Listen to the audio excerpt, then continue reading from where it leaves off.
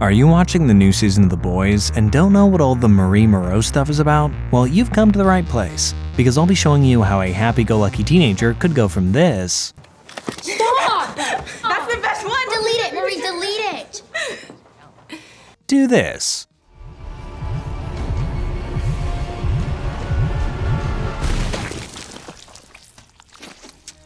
God damn.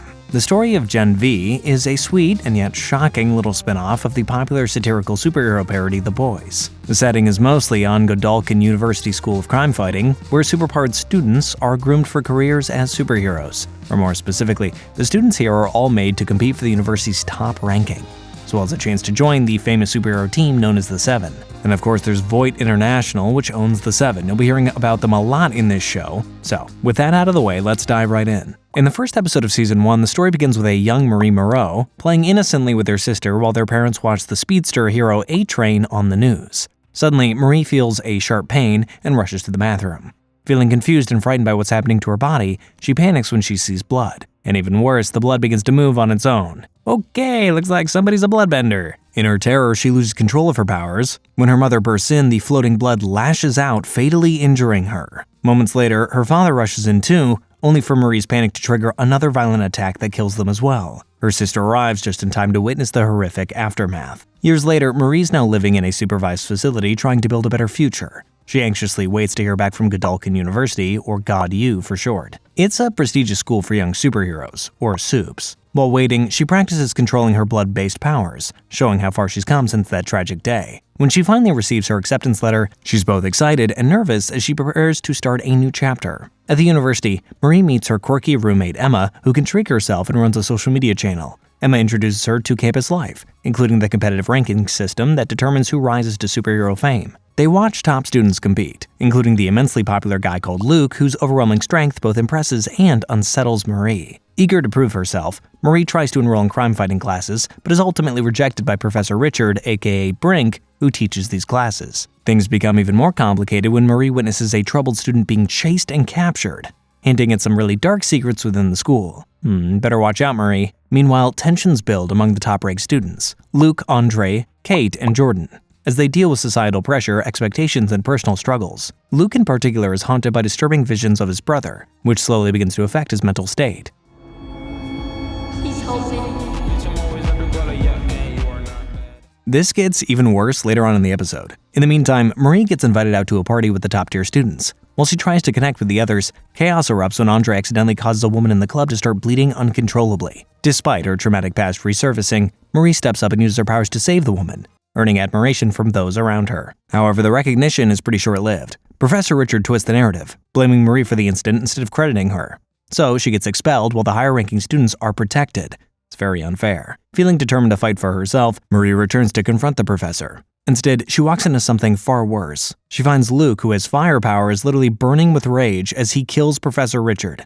When Luke notices her, he panics, saying he had to kill Richard because of his involvement with the Woods. More on that later. Despite Marie vowing to keep this incident a secret, paranoia takes over, and Luke begins chasing her. As panic spreads across campus, Andre tries to calm Luke down. For a moment, it seems like he might succeed, but the emotional strain proves to be too much. Feeling overwhelmed, Luke takes to the sky, and in a horrifying moment, he explodes, sending shockwaves and pieces of himself across the campus. Well, that is pretty freaking traumatizing. Episode 2 begins with the aftermath of Luke's shocking death. His friends are still struggling to process what happened. Beyond the scenes, however, the university's PR machine goes into full effect. The CEO of Voight, Ashley Barrett, and her PR team quickly spin the narrative, painting Andre and Marie as heroes. Not surprisingly, when new rankings are released, Andre's at number 1, while Marie suddenly finds herself rising fast in popularity. Ashley presses the dean of Godolkin University, Indira Shetty, about the mysterious Woods, but Indira dodges the question. When Indira boasts about keeping things under control, Ashley bluntly reminds her that the situation is anything but under control. The next day, Marie returns to class and is immediately met with attention from other students. She learns that she's already made it into the top 10 rankings as a freshman. It's pretty impressive. Meanwhile, Jordan, who'd actually fought Luke while trying to save Marie,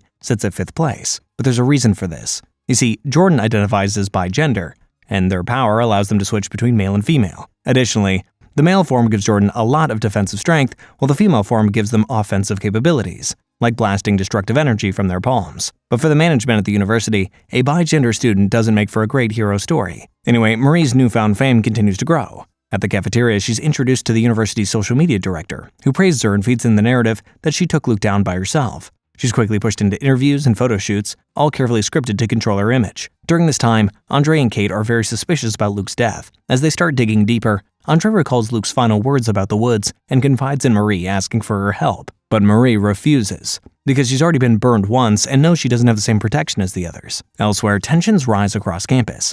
Emma's been dealing with some insecurities. In order to use her power, she has to throw up continuously. And so after confiding in somebody she thought was a friend, she gets humiliated when her personal struggles are exposed online. Also, Jordan confronts Marie about taking credit for Luke's incident. Though Marie admits she's just following orders to survive, she ultimately agrees, reluctantly, to acknowledge Jordan's role. We'll see about that. Meanwhile, Andre and Kate continue their investigation. Their suspicions grow when they discover a hidden phone belonging to Luke. In a message recorded before his death, Luke reveals that his brother Sam is alive and being held in a secret facility beneath the school known as the Woods. It's crazy, but they have my brother. He's not dead. He's underneath the school. They call it the Woods. It's like this fucked up hospital or something. This revelation changes everything. Andre digs further, breaking into Professor Richard's office and uncovering files connected to Sam. But before he can get out, a SWAT team storms in. He narrowly escapes, realizing just how dangerous the secret is. Elsewhere, Marie faces her own breaking point during a live interview. When she learns that her long-lost sister wants nothing to do with her, it shatters her emotionally. In that moment, she abandons her promise to Jordan and fully embraces the false narrative, taking all the credit for herself. That's not good. At the same time, Andre continues his search for the truth. He follows suspicious activity into a hidden area beneath the school where he witnesses something horrifying.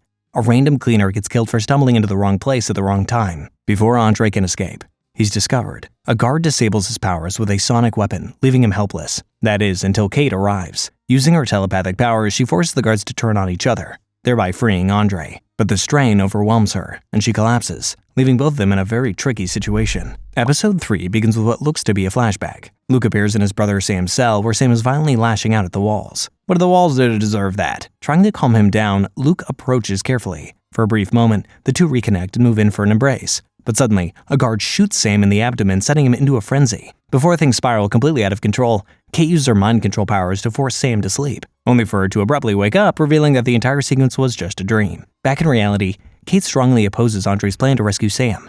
Despite the tension, their conversation leads to the good old makeout session. Later that night, Marie enters her room and hears Emma calling out, only to discover that she's shrunk down to an almost microscopic size. The two work together to get Emma back to normal size by finding her food. During this time, Marie confronts her about the dangers of purging, but Emma pushes back, arguing that it's simply how her powers work, kind of like how Marie has to hurt herself to use hers. The disagreement creates a growing distance between the roomies. The next day, Marie meets with Indira over a meal. Indira sympathizes with how things went during her last interview.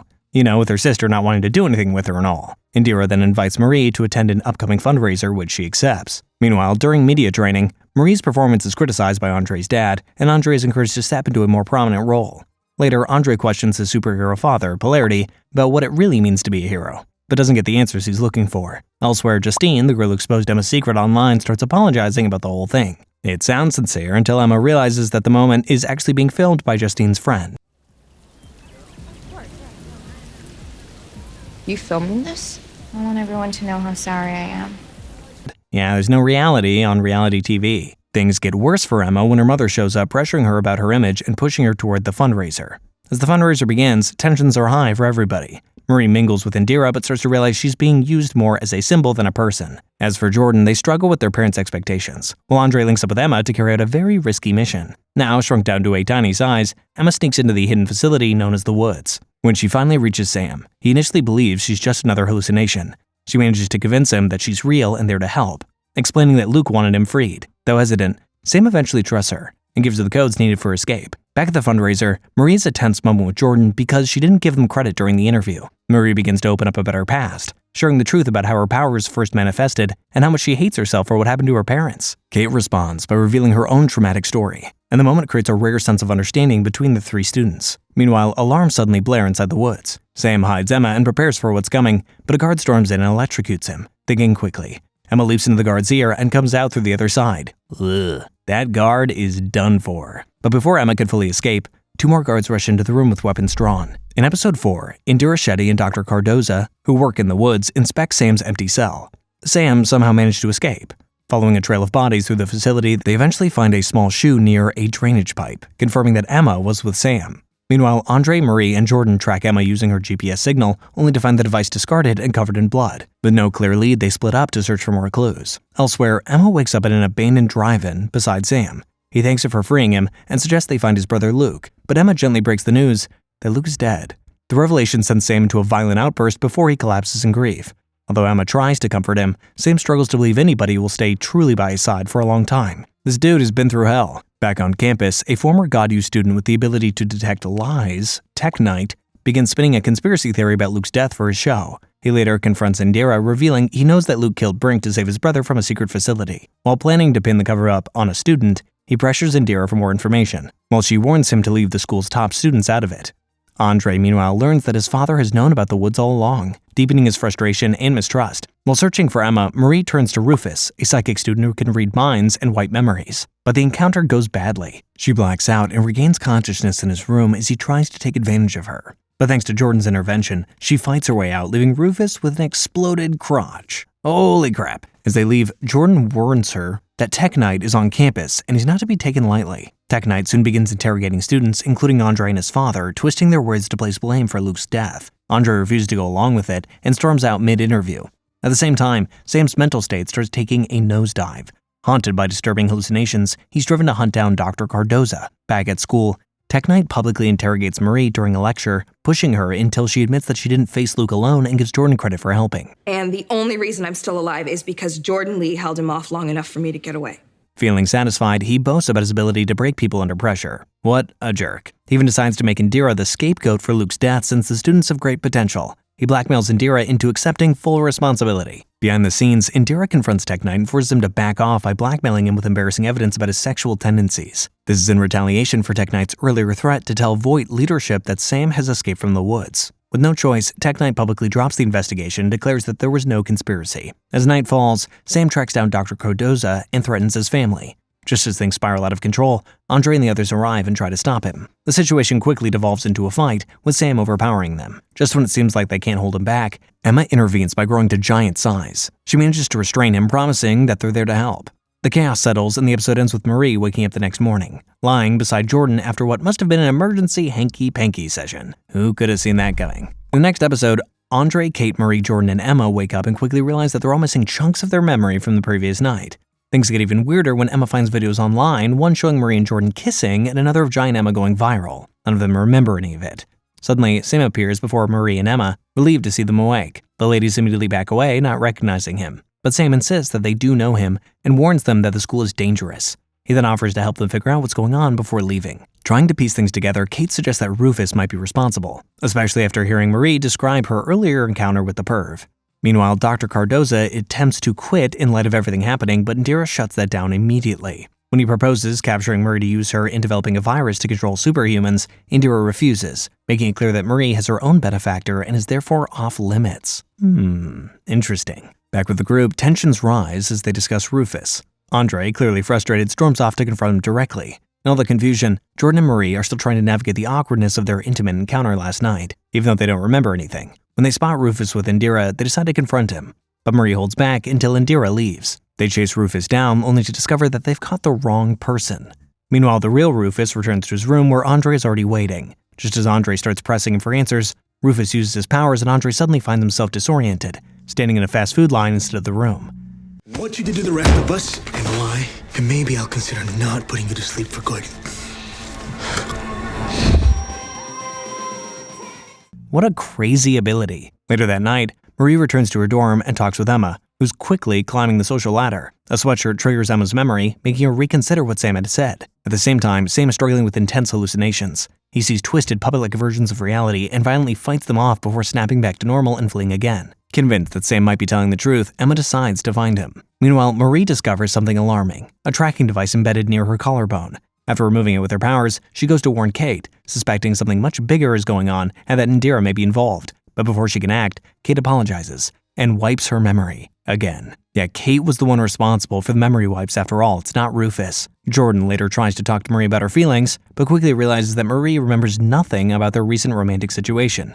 Jordan assumes that Rufus is responsible. Marie then notices the same tracking device on Jordan's collarbone, hinting that they may be both victims of the same manipulation. Beyond the scenes, Kate confesses to Indira that the others are starting to catch on to the truth. She feels terrible. Indira tells her to keep playing along, insisting it's necessary for everybody's safety. Come on, Kate, they're your friends. In other news, Emma eventually finds Sam at the drive-in, which used to be their hideout. Though she still doesn't remember him, she chooses to trust him. This is when Sam reveals the truth. It's Kate who's been erasing everybody's memories for a while, even making his brother Luke forget about him at some point. That's horrible. Back at school, Kate tries to act normal as she spends time with Andre. But when Jordan sends a text that Rufus has been found, everything comes to a head. Marie and Jordan confront Rufus in his room, attacking him before he can escape.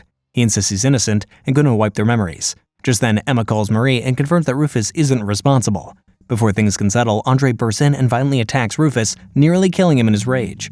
Kate finally steps in and stops him, and then admits the truth. She's the one who erased everybody's memories. To prove it, she restores Andre's memories, forcing him to relive everything. The betrayal hits hard, and Andre calls her a monster before leaving. It's a pretty valid crash out. In episode 6, Kate restores everybody's memories, but the relief is short-lived. Andre immediately turns on her, unable to trust her after everything she's done. Feeling overwhelmed by guilt, Kate begins hallucinating, and the emotional strain triggers a stroke. As her condition rapidly worsens, Marie uses her powers to carefully control Kate's blood flow, stabilizing her just in time. Elsewhere, Dr. Cardoza and Indira observe a soup test subject named Betsy, who's suffering from a rapidly progressing illness. Cardoza confirms that the anti-soup virus they've been working on is effective. Cardoza wants to report their success to Voight, but Indira orders him to push things further. She wants to see just how deadly this virus can be with a few extra doses. This woman is a menace. Back with the group, they move Kate to another room, but she suddenly wakes up and vanishes. Moments later, their surroundings begin to fall apart. As they escape the building, they encounter fragments of memories involving a woman and a police officer searching for a boy named Caleb. That's the name of Kate's long-lost brother. She was the one responsible for his disappearance. She'd unknowingly used her powers to command him to go away and never come back. And as a result, her mom hates her and tells people not to touch her. It quickly becomes clear that Andre, Marie, Jordan, and their friend Dusty are currently inside Kate's mind. Meanwhile, Emma finds Sam at the drive-in. The two reconnect and decide to take things to the next level. And to nobody's surprise, Sam is still a virgin. Dude has been locked away for God knows how long. Anyway, after they're done, Sam worries about his instability, but Emma reassures him. However, she refuses the suggestion to run away together, believing there's still a way to fix things. Inside Kate's mind, the group moves through more memories. They arrive at her childhood home where Indira first gains her trust by offering her pills to quiet the voices in her head. From there, they're pulled into a classroom memory where Kate and Luke first develop a bond. But the moment turns dark when Luke reveals that he knew about Kate and Andre's secret relationship while he was alive. Are you fucking serious?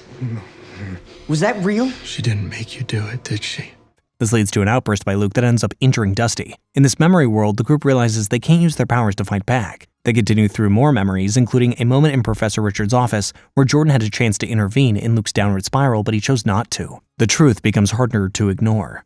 Everyone played a part in what happened to Luke. It's really messed up when you think about it. Eventually, they reach a hidden basement memory where they witness the horrifying truth. Professor Richard, Indira, and Dr. Cardoza are experimenting on Luke and Sam. When Luke wakes up, a conflicted Kate is forced to erase his memory and put him to sleep, believing that she's helping. In another memory, Indira manipulates Kate into thinking she's doing the right thing. When Indira notices the group, she orders Kate to erase their memories again, forcing them to flee deeper into her mind.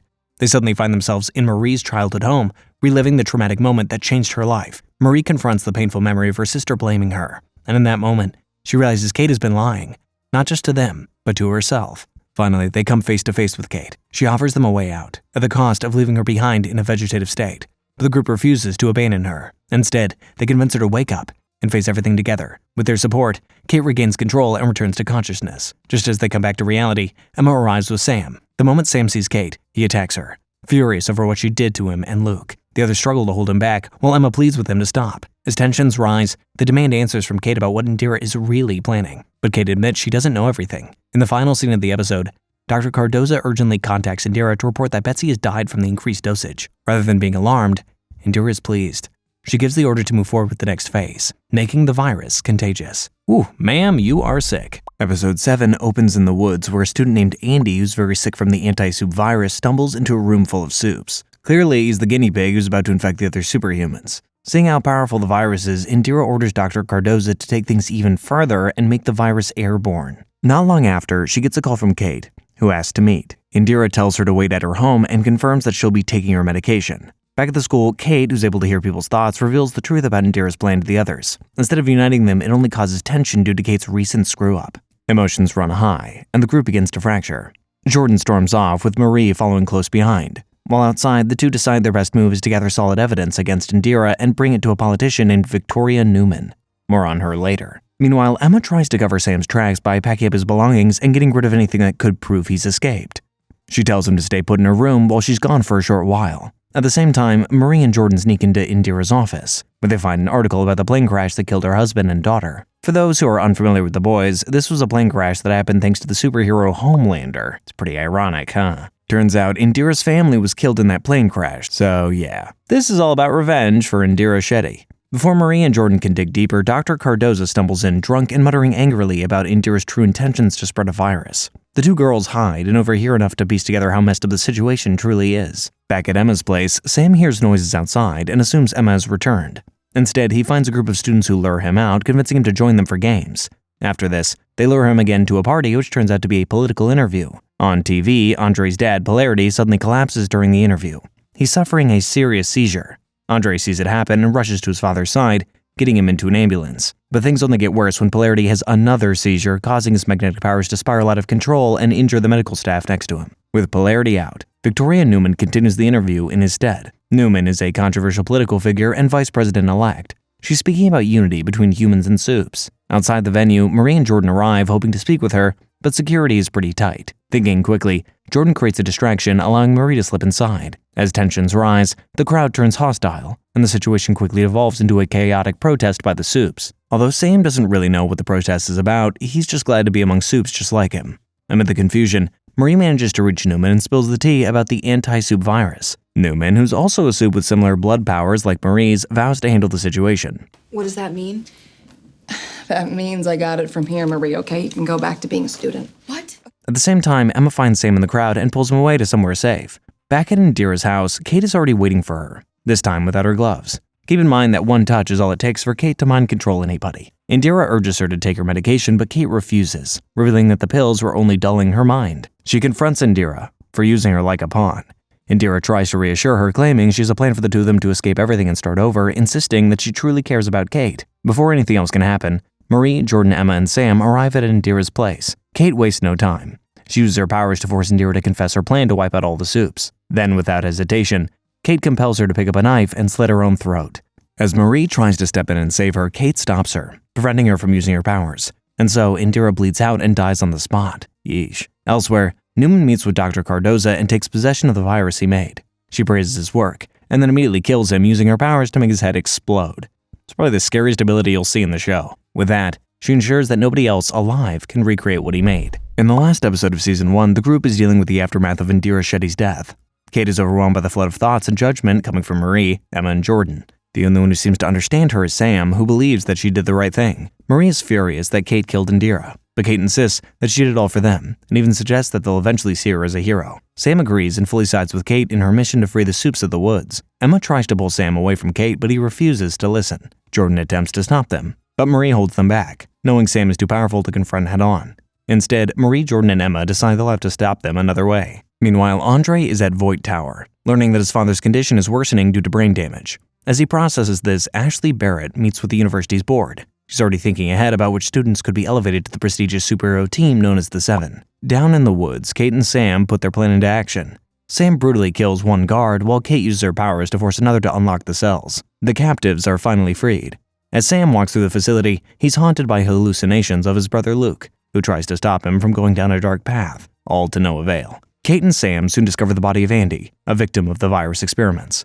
Using this as fuel, Kate rallies the freed captives, telling them they're superior to humans and it's time to prove it. She even forces a guard to mutilate himself before leading the group out of there. Once outside, the freed soups begin attacking civilians, leaving utter destruction in their wake. Sam heads to the Performing Arts Center where he nearly kills a professor. Emma arrives just in time and desperately tries to change his mind. What follows is a painful confrontation. Emma reminds him of everything they've shared, but Sam pushes back, accusing her of never truly listening to him and only doing what made her feel good. Sam, I want what's best, and you know that.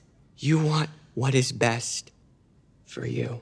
Ouch. When Sam walks away, Emma's left heartbroken, shrinking down to her tiny form as she breaks down in tears. Still feeling conflicted, Sam continues seeing Luke's hallucination. He starts questioning whether what he's doing is right. When he asks Kate, she offers to take away his pain and feelings of guilt entirely, and he accepts, numbing himself to everything. Back at the school, Marie manages to activate a hidden sonic defense system in Indira's office, which emits a high-frequency sound that weakens the rogue soups, but it doesn't last very long. One of the rogue soups destroys the speakers with a powerful scream. As the crisis worsens, Ashley makes a ruthless decision. Any student who stops the rogue soups will automatically earn a spot in the 7. She personally reaches out to Marie, offering to arrange a meeting with her long-lost sister if she succeeds. Talk about desperate. Soon enough, a helicopter arrives to evacuate Ashley and the higher-ups, but it's attacked midair by a rogue soup. They all get saved at the last second by Andre, who arrives just in time. He and Marie then confront Kate and try to reason with her, but Kate doubles down harder. Later on, Marie returns to Kate and pleads with her, admitting she no longer cares about being a hero. At this point, she just wants to be a better person. But Kate rejects this idea entirely, claiming they're not people at all, just products created and controlled by Godolkin University. The infighting escalates, and this time Marie makes a decisive move. She uses her powers to destroy Kate's arm, stopping her from using her abilities. The moment shocks even Marie herself. Just then, the big homie himself, Homelander, arrives. He surveys the destruction, the dead bodies, and the chaos, and immediately locks his gaze on Marie. As she tries to explain what really happened, he cuts her off, accusing her of turning on her own kind. Without giving her a chance to speak, he blasts her with his heat vision, knocking her unconscious. In the aftermath, the truth is completely twisted. The media, led by Voight, blames Marie, Andre, Jordan, and Emma for the massacre, painting them as villains. Meanwhile, Kate and Sam are celebrated as heroes, the so-called guardians of Godolkin, with Homelander proudly endorsing them. Marie later wakes up in a sealed room alongside Jordan, Emma, and Andre. Quickly becomes clear that they've been imprisoned. In the final scene, soup hunter Billy Butcher arrives at the woods. As he investigates the facility, he discovers the horrifying truth about the anti-soup virus. The first episode of Season 2 opens with a flashback to 1967, where a young Dr. Thomas Godolkin witnesses a disastrous early test of Compound V. That's the infamous drug used to turn humans into soups. As his colleagues die around him, the situation overwhelms him and he collapses. In the present day, a polished promotional video for the university plays on screen, introducing its new dean, Cypher. He praises fallen and iconic heroes like Queen Maeve and Victoria Newman, while also declaring figures like Starlight and Robert Singer as fugitives. Starlight used to be a member of the 7, while Robert Singer is the former U.S. Secretary of Defense. Yeah, a lot has happened since the first season. Kate, Sam, Justine, and Rufus are held up as model students, and Cypher encourages new recruits to apply, painting a carefully controlled image of the school. Emma and Jordan are brought back to the university under guard from Elmira Adult Rehabilitation Center. At the school, they reunite with Kate, who's shaken by the news of Andre's death. Emma and Jordan are pissed at Kate, even as Kate claims she was the one who negotiated for their release. We also learn that Marie somehow managed to escape from Elmira.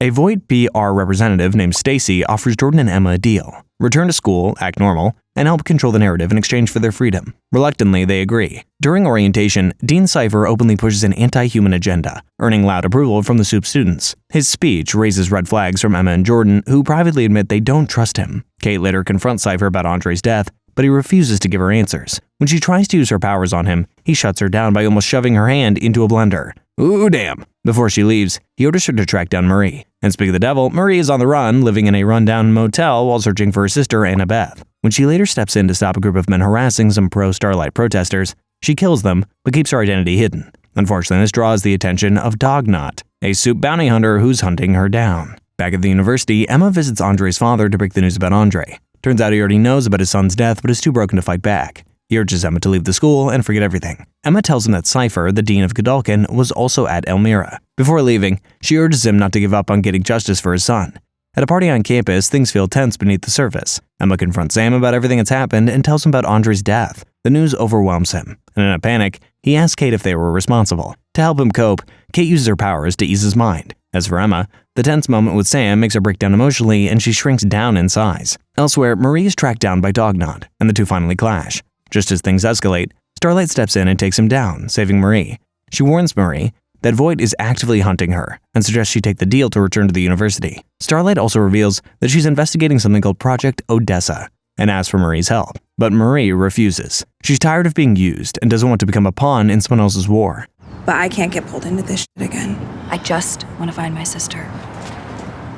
Back at the party, Emma pieces together clues about Marie's location and convinces Jordan to help find her. Though still angry and blaming Marie for Andre's death, Jordan agrees after Emma reminds them of what Andre believed in. When they finally find Marie, the reunion is anything but friendly. Marie accuses them of siding with Voight, while Jordan blasts her for not coming back for them after she escaped. Jordan also reveals that Andre tried to help them escape but pushed his powers beyond their limit and ended up dying. Before things can settle, Kate arrives and urges Marie to come back to school.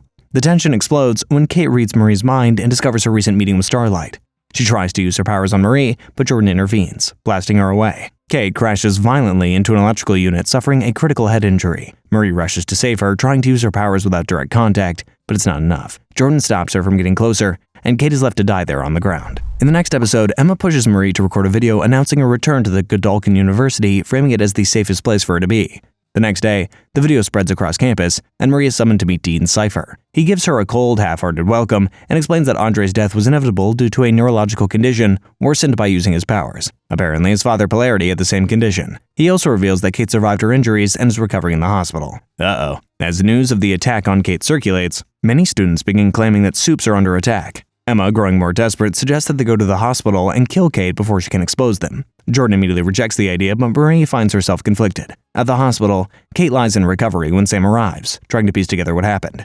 A nurse, influenced by Kate's power, reveals that Kate mentioned Emma before losing consciousness. Sam begins to suspect that Emma was somehow involved in the attack. Seconds later, the nurse starts mindlessly attacking her colleague by stabbing her. What the hell? Back at the university, Andre's father, Polarity, returns as a new marketing teacher. Cypher offers him condolences, but subtly hints that Andre's fate was tied to the same health condition that he has. Later, Marie and Jordan are invited to Cypher's Hero Optimization Seminar, which quickly turns dangerous when another student, Vicor, is encouraged to attack Marie. With Jordan's help, Marie defends herself by stopping Vicor's heart using her blood powers, forcing an end to the exercise. Cypher, however, shows no concern for the injured students. All he cares about is turning them into super soldiers. Meanwhile, Polarity secretly begins investigating Andre's death and brings Emma along. Together, they dig through university archives searching for information on Project Odessa.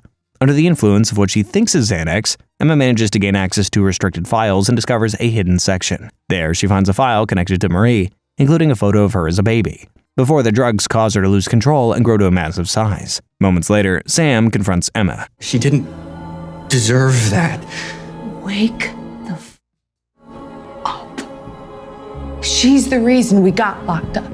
She tells him that Kate is responsible for a lot of bad things, that he's being manipulated. He's left shaken as she walks away. That night, the campus celebrates news that the supposed attackers of Kate have been killed, but Marie and Jordan are horrified to learn that innocent people, including somebody who once helped Marie, has been falsely blamed. These innocents have been dubbed Starlighters, aka supporters of Starlight who are anti-Void. Emma soon joins Jordan and Marie and reveals her discovery, that Marie is somehow connected to Project Odessa. Whatever's happening at the university goes much deeper than they thought. The episode ends as Kate awakens in her hospital room surrounded by the dead bodies of nurses and doctors. As she comes to terms with what she's done, Cypher arrives, ready to bring her back under control. In the next episode, a cafeteria worker at the university struggles through another shift of harassment from the superpowered students. Why? Because an anti-Void Starlighter flyer keeps popping up on the wall no matter how many times she removes it. Almost looks like someone is deliberately messing with her. Meanwhile, Marie, Emma, and Jordan are at Polarity's home going through files from the school archives. Marie reveals that she's arranged to meet Pam, a close friend of her parents who also fostered her sister, Annabeth. Polarity checks in on Emma, who insists that she managed to regain control over her body issues. Back on campus, Kate returns to a hero's welcome. Cypher immediately places her in the Hero Optimization class, where he pushes Marie to demonstrate her abilities by defeating another student. He argues that Supes are outnumbered and must be optimized for maximum efficiency against humanity.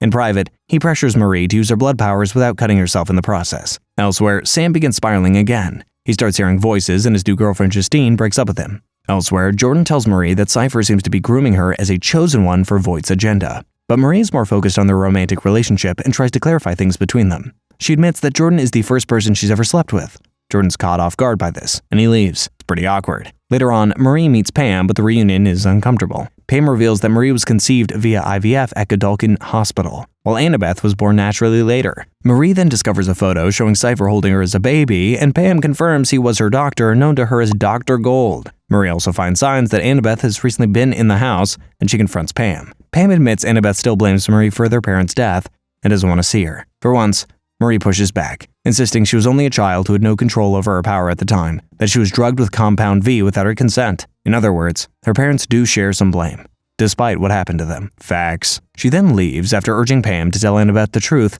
that she's not a monster. Elsewhere, Stacy pushes Jordan further into the spotlight, plastering their image across campus and preparing them for endorsements and PR appearances. After all, Jordan is now the top-ranked student. Later, Kate confronts Cypher about being forced to mingle with the people involved in her attack. Cypher manages to get her to play it cool as long as it takes. As for Emma, she tries to help the bullied cafeteria worker and investigates the Starlight Flyer. This leads her to Harper, a Supe who can mimic other powers and use them even more effectively than their original users. Oh!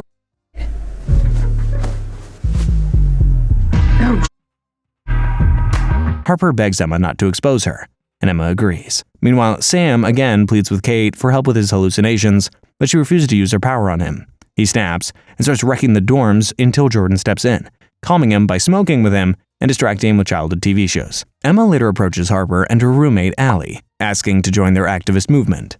She suggests escalating beyond small acts of protest and instead carrying out a major strike against Voight and the university. Someone is getting a little carried away. During the Thomas Godolkin Day celebration, Cypher gives a speech reinforcing the importance of the student ranking system. During the speech, Jordan finds Marie and confesses their feelings for her, and they kiss. Oh, that's cute. Moments later, Jordan is called on stage to be honored as the top-ranked student. While reading a prepared statement, they stop midway, shift into their female form, and go off script. In front of the entire school, Jordan exposes Voight's role in Andre's untimely death and confesses to attacking Kate, ending the episode on that shocking cliffhanger. In the next episode, God-U does a lot of damage control that paints Jordan as a liar. Marie and Jordan are then summoned to Cypher's office where they meet Seth, the university's new marketing director. Cypher and Seth explain that the incident will be turned into a publicity event, a staged fight between Marie and Jordan designed for Marie to defeat Jordan on camera. Marie refuses at first, arguing she isn't strong enough. Cypher immediately escalates things by threatening to send Emma back to Elmira if they don't comply. In private, Marie tells Jordan they have no real choice and need to play along, since Cypher is still their only lead on Project Odessa. She also suggests bringing Kate into the plan since Kate has her own issues with Cypher, the enemy of our enemy type stuff. Jordan and Emma are hesitant, but they eventually agree. Emma later meets Harper and Allie again, along with Allie's brother Greg. She pitches them on a more serious act of sabotage during the staged fight, turning it into a protest against Voight in the university. Meanwhile, Marie and Jordan recruit Kate to help find some dirt on Cypher. Separately, Marie attends a training session with Cypher, where he orders her to levitate a live goat. Marie fails to control her power and accidentally kills it. But in the process, she realizes Cypher has no compound V in his system. He's human. At the same time, Jordan and Kate break into Cypher's house and find a strange old man inside a hyperbaric chamber. It's very weird.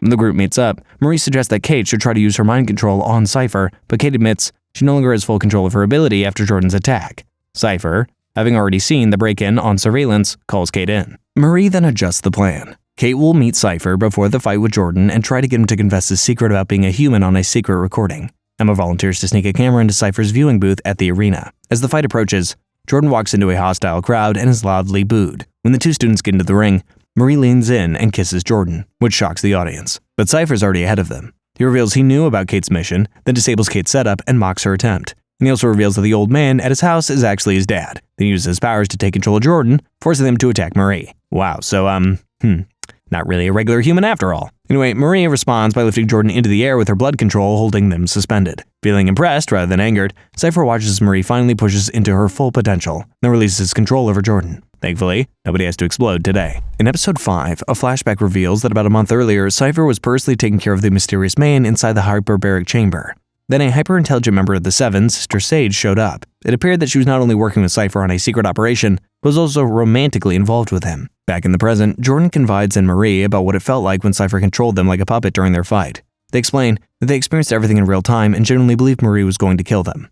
The fact that she held back convinces Jordan that Marie now has more control over her powers than before. Cypher then interrupts and orders everyone back into training. He also lets them know that Kate has been sent to Elmira after her little mission failed. Despite the risk, Marie refuses to abandon Kate, insisting that she can't live with herself if Kate is left behind. Jordan and Emma reluctantly agree, and the three of them attempt a rushed rescue mission. The plan falls apart almost immediately, and they're all captured and sent to Elmira. What a happy reunion. At the facility, Emma's placed in a cage beside Kate while Marie and Jordan are locked in separate cells. Kate is shocked to see them, but also genuinely moved that they try to save her. Marie discovers that she's been injected with anticoagulants, making her unable to use her blood-based abilities. From surveillance screens, Cypher and Sister Sage observe everything, confirming the entire situation was orchestrated. They want to somehow use this environment to draw out Marie's full potential. It is also revealed that Sister Sage is now the new CEO of Voight. Cypher later speaks to Jordan, bragging about how satisfying it was to control them during the fight. Jordan, however, tells him that they could still feel the pain he was in while taking control. Cypher dismisses the comment and continues the interrogation of Marie, bringing her to another cell. Inside, Marie is confronted with a devastating shock. Her long-lost sister Annabeth is there. Marie is in disbelief. But when Cypher tries to blackmail Marie into doing what he wants, she absolutely loses it. Unfortunately, she gets electrocuted and collapses. Well, sleep on it. Man, Cypher is pure evil. Back in the cells, Kate secretly frees herself by removing a staple from her restraints. When a guard enters to check on her injury, she uses her unstable mind control ability to take him over, accidentally killing him and stealing his keys. She manages to unlock Emma's cage, and together they free Marie and Jordan.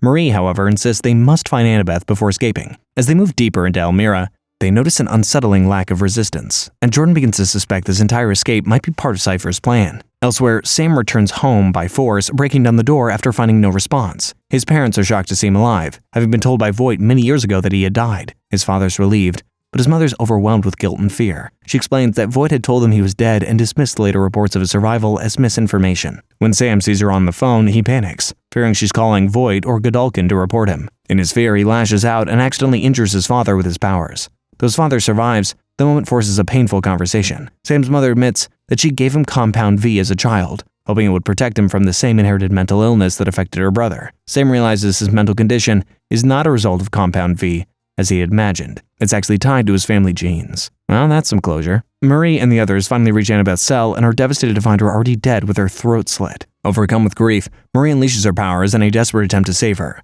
The surge of energy affects Kate, Emma, and Jordan, and moments later, Annabeth is miraculously brought back to life as alarms begin to ring. Wait, so Marie is Jesus now? In the next episode, Marie immediately urges her sister to escape with the group, and luckily, Sam bursts through a wall to help them get out. They all flee and manage to drive away from Elmira. Marie tries to calm Annabeth, but her sister remains shaken and distant, struggling to trust her after years of separation. Emma calls Marie's resurrection a miracle, but Marie rejects the idea, admitting instead that Cypher's brutal training may have forced her powers to evolve. Meanwhile, Cypher is shown caring for the burned old man in his home. When he learns of the escape from Elmira, he erupts in anger and orders Marie's immediate recapture, striking the old man in frustration. Marie and the others take shelter in an abandoned library. They scavenge supplies and change out of their prison clothes while Sam searches for food. Amid the chaos, Marie and Jordan try to reconnect. Jordan admits everything feels different now that Marie is being treated as possibly the most powerful soup alive. But Marie insists that she's still the same person and reassures Jordan that her feelings haven't changed. Emma and Sam find a working computer and contact Harper and Allie through Instagram for help. Meanwhile, Marie attempts to reconnect with Annabeth, who suddenly snaps and reveals she has powers of her own. She has the ability to sense things just before they happen. These are powers she's hidden for years, even from her Aunt Pam. She then accuses Marie of ruining her life and blames her for their parents' deaths. Kate, listening in, recognizes Annabeth's ability as precognition, the power to sense future events. Sounds pretty cool. Back at Godolkin, Polarity wakes from a seizure to find Cypher waiting in his room. Cypher pressures him to lure Marie back to the university, promising safety for her friends if she returns. When Polarity refuses, Cypher manipulates his deteriorating health condition, cruelly referencing his son's similar illness and suggesting Marie could cure him. Soon enough, Harper calls and tells Polarity that Emma needs his help. Cypher then forcefully takes control of Polarity's body, using him to extract Marie's location. Back in the library, Marie gently guides Annabeth through a panic attack, helping her breathe until she stabilizes. But her precognition suddenly warns of danger. Within seconds, Vicor barges in by throwing his hefty hammer, which Jordan barely blocks. A chaotic fight erupts as Jordan, Sam, and Marie struggle to hold him off, while Kate and Emma shelter with Annabeth. Emma tries to summon her strength, but can't bring herself to guard a giant size because she's panicking. Outside, Vicor closes in on Marie, but a young girl suddenly appears. When she tries to shoo her away, she unleashes monstrous tentacles and rips his head off. Whoa. The girl is revealed as Zoe Newman, daughter of Victoria Newman. She's accompanied by her grandfather, Stan Edgar, the former leader of Voight. Stan offers Marie protection, implying that they can help each other. Marie agrees only if her friends are included, and Stan leads them to a hidden underground bunker built to resist surveillance and even Homelander's supervision. Inside the bunker, Zoe and Annabeth bond over the shared loss of their parents.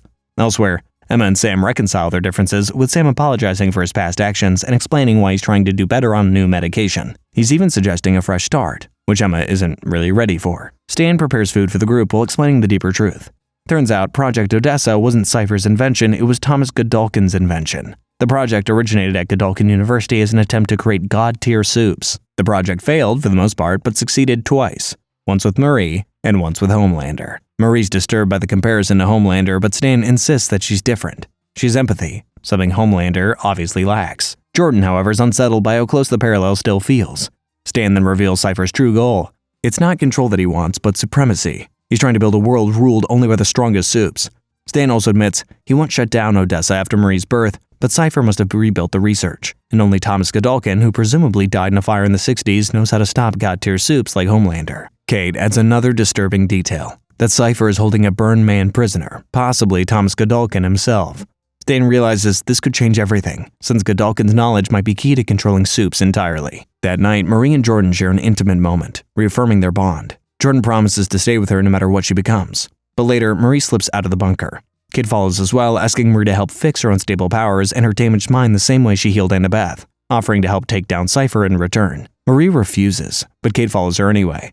Meanwhile, Cypher reveals his plan to Polarity. He intends to eliminate 75% of the university's soups, leaving only the strongest alive. He mocks the weak soups, mentioning Andre specifically, provoking Polarity into briefly regaining control. In a surge of rage, Polarity throws Cypher out of a window, which brings the episode to an exciting end. In episode 7, Annabeth suddenly wakes up from a disturbing vision in which she saw Marie dead in a pool of blood. Feeling scared, she wakes Jordan and quickly realizes that both Marie and Kate are gone from Stan's bunker. Jordan, already furious that Marie left again without telling them, demands the keys to one of Stan's cars so they can go after her immediately.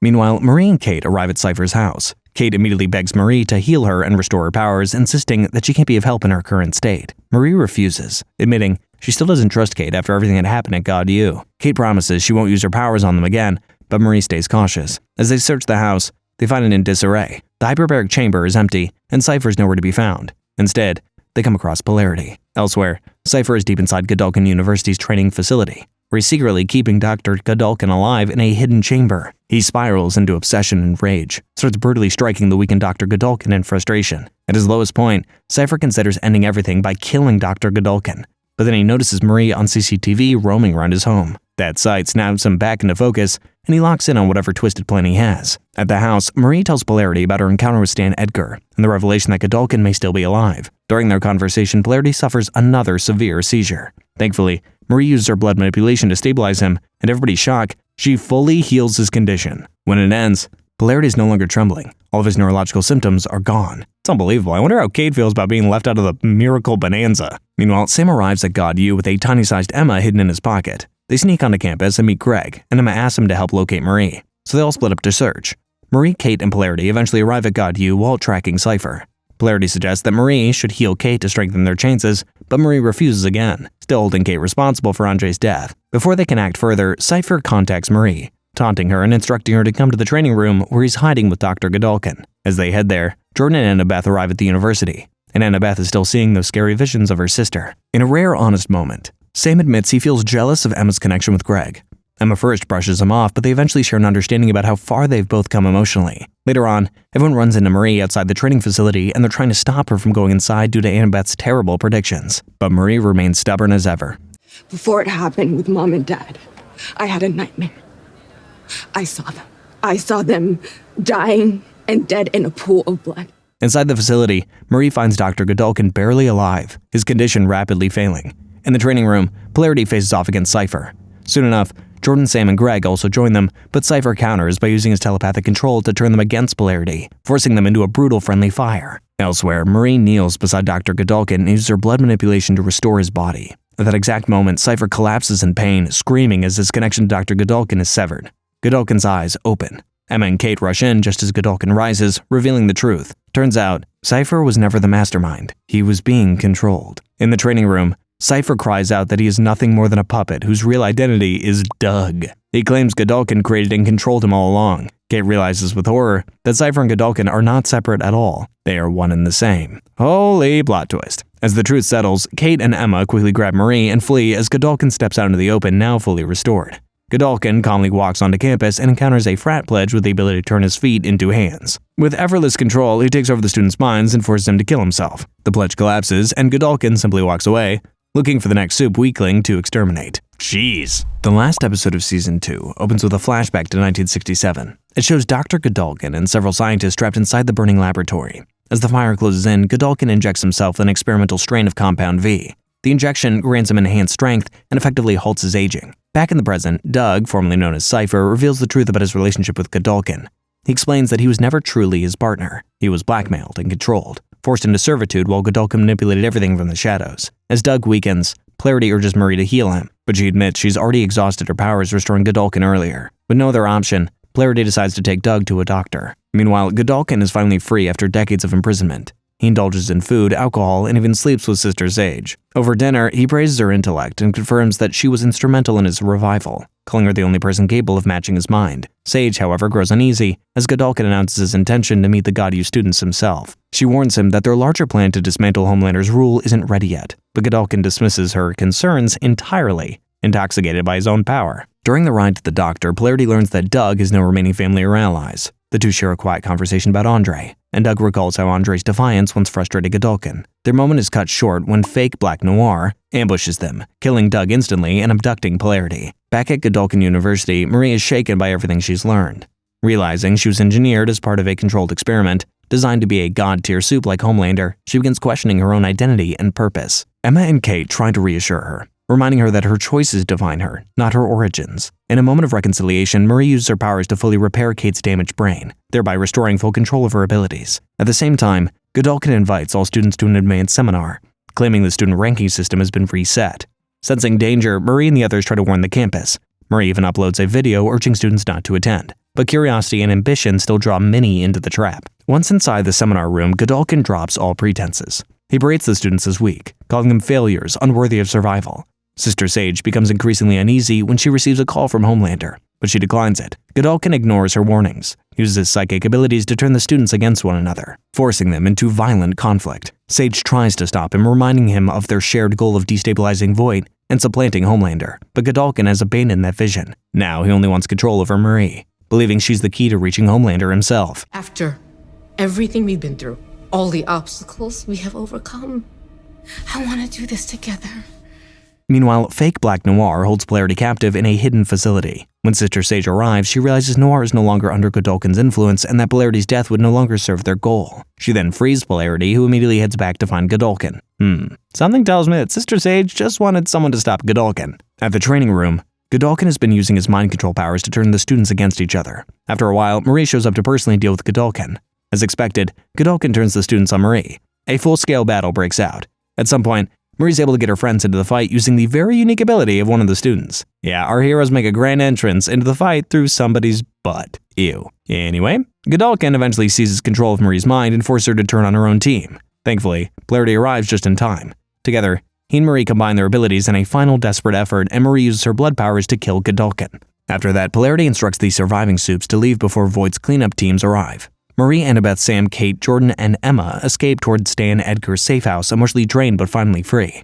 Along the way, Marie and Annabeth reconcile. Annabeth admits that she was wrong about her sister, and the two embrace, finally healing years of pain. In the final scene, Marie and the group are approached by Starlight, who thanks them for stopping Godolkin and invites them to join the growing underground resistance. Moments later, former member of the 7-8 train arrives and asks what they're all still doing there. After a brief pause, Marie and the others agree.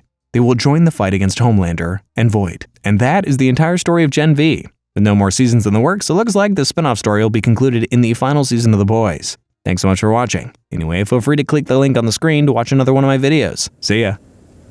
Do it.